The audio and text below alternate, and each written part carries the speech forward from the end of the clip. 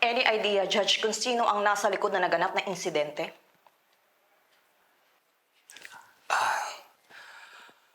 Well, as a judge, marami talaga akong nakakalaban.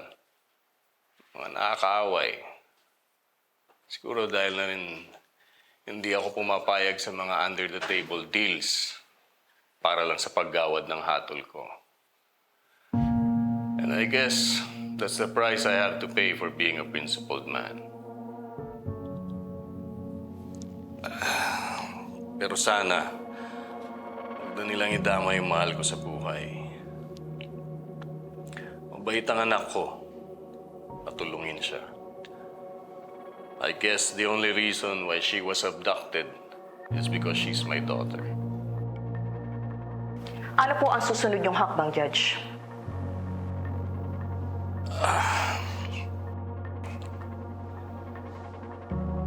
Magbibigay ako ng 2 milyong pisong pabuya sa kung sino man ang makakapagturo kung nasaan ang aking anak at yung sa kanya.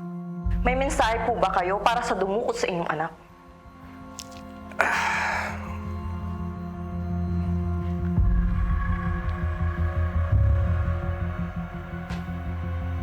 This is your last chance para ibalik sa akin ang aking anak. Dahil kapag may nangyaring masama sa kanya, I assure you, I'm going to find you. At gagamitin ko ang buong puwersa ng batas para pagbayarin ka sa mga krimeng ginawa mo. Tandaan mo yan.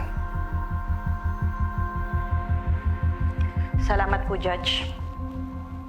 Salamat, Leonora. Salamat po.